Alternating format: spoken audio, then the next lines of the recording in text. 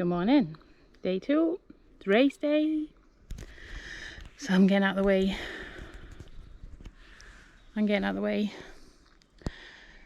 Because I hate seeing him throwing himself down the mountain. I'd much rather keep out of the way, keep busy, and then get back for his races. And hopefully he'll be fine.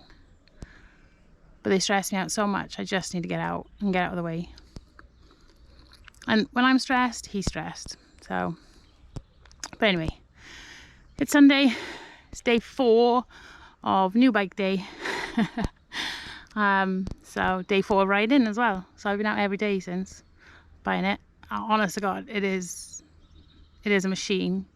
It's just so quiet. I think I've said that already before. Just so much fun to ride. So much lighter. So I'm heading onto a bridleway. The path I was supposed to take is a footpath. Don't really like taking footpaths. And it's a padlock. So I can either get my bike over the padlock and over the gate there, or I go down there and then let Strava help me get back up to the top. It's one hell of a steep climb up that way as well, so I think this may be the better option because it'll meander up the mountain instead of straight up. Apparently a 20% gradient according to Strava, which is not very nice. Not an SL, not when I'm still trying to get fit. So I'm in a beautiful part of the woods right now in the Shropshire Hills, heading up onto Hopton again, but today I'm off-road. I've made sure I got myself off-road today, so I'm looking forward to it. Although the segments I found on Strava for my route are not looking the best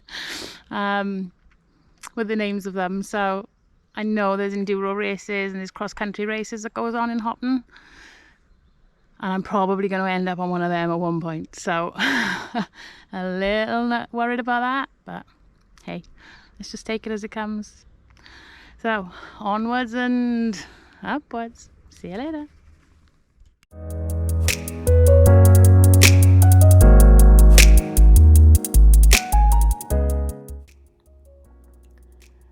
So this first bridleway of the day was really quite nice. It takes me up alongside the race camping field, which is on the other side of the river. It was nice and flat for the first 5 minutes, and I was actually enjoying the peace and quiet, to be fair, until I passed this random guy blackberry picking, I think. Frightened the hell out of me. It was all going well until I see it. Yep, you guessed it, the dreaded climb. Again. Why do I choose a climb to warm up on when I'm on these magical mystery tours?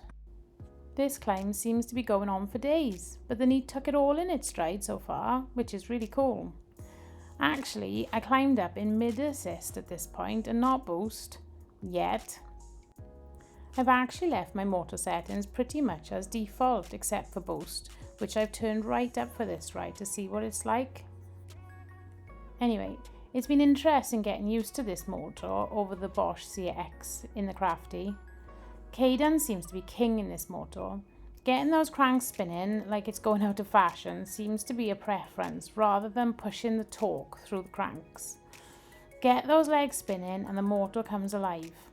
Take a little getting used to over the Bosch, but it certainly will give you a workout.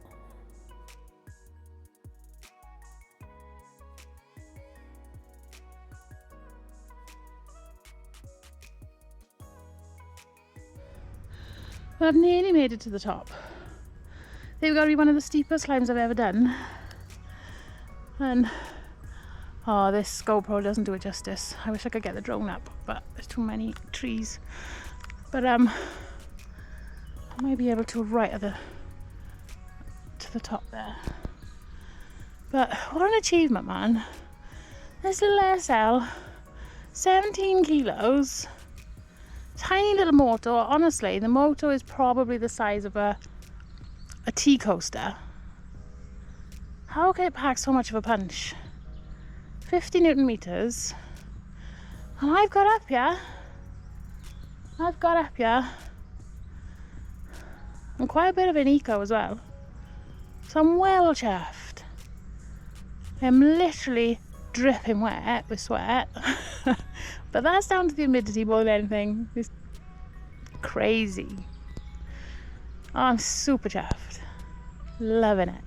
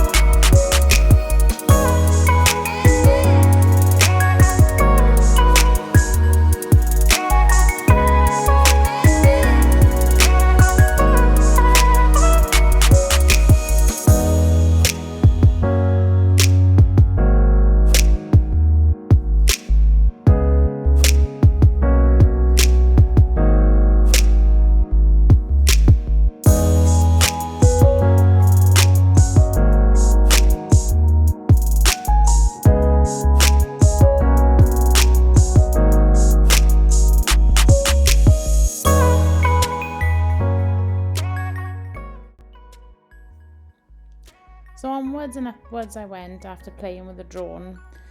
Up into Hopton Woods I went and stumbled across the first section of the red graded cross-country trail. This was called the Seed Orchard Climb. It was so nice being in the woods. The humidity had dropped and become cooler. So nice. Getting a little bit of range anxiety kicking in now, as I had no idea what was to come, but I pushed on.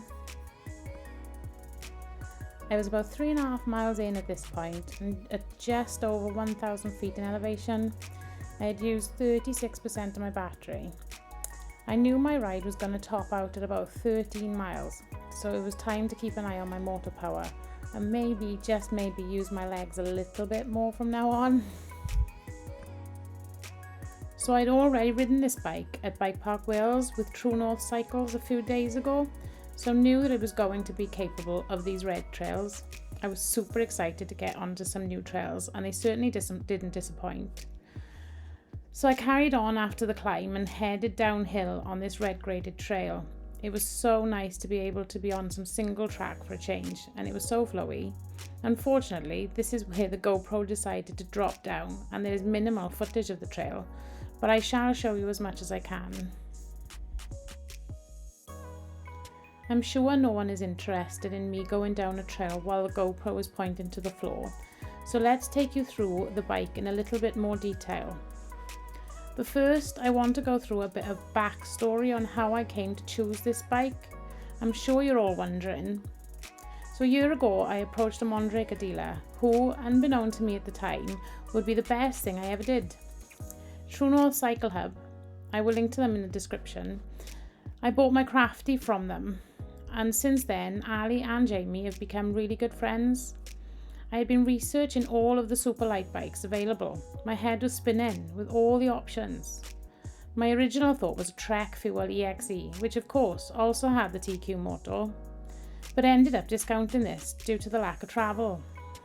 With only 140-150 front and back, I wanted more. I of course looked at the Specialized Levo SL, but the lack of removable battery was a sticking point for me, even though it was a cracking bike. I also checked out the Obeya Rise with a Shimano motor, the Forest Style with a super sleek Bafang motor, and the Transition and Focus bikes with a Fazua motor. However, the day I started my search, True North had posted introducing the new Neat, and I immediately got in touch with Ali, who, as usual, bent over backwards to help me make the right decision.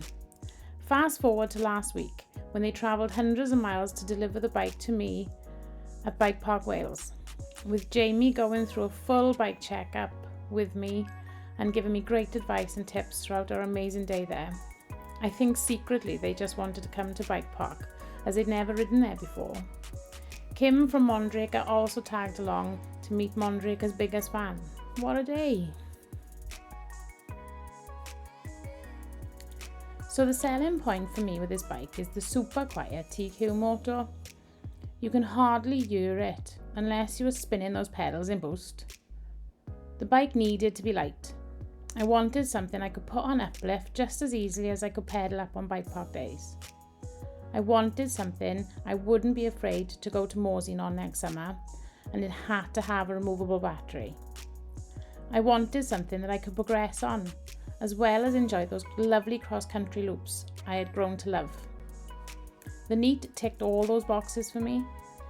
With 150-160 travel, it was certainly going to provide great fun at those bike parks, and with a geometry that would let me climb easily too. The added benefits to this bike is also the new T-type drivetrain with wireless shifting, which is a huge game changer for me. I also love a little bit of bling. The Fox factory kit with Kashima just finishes the bike nicely. Those Mavic wheels with a lifetime guarantee and crash replacement is also a great peace of mind, and I must admit, I do love that colour.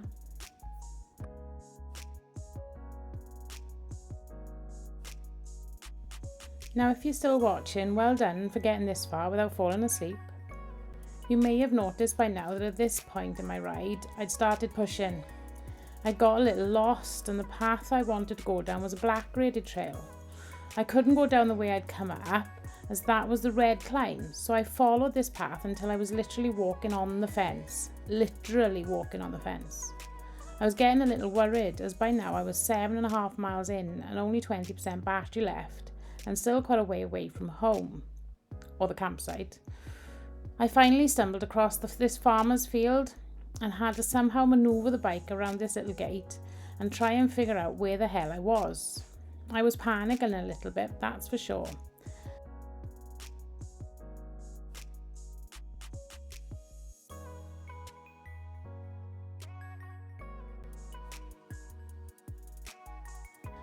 Looking at my phone, I figured out that if I took a left rather than going through the house of the farmers, then I'd hopefully be back on track. And just around this corner, I finally saw somewhere I recognised. I can't tell you how relieved I was. It was at this point I realised my bike didn't have enough battery to do another climb to get back home. So there was a crossroads just at the end of this fire road, and I decided to take a left, which brought me down into a little village where I could get back on the road and get home safely, and hopefully while I still had enough battery left.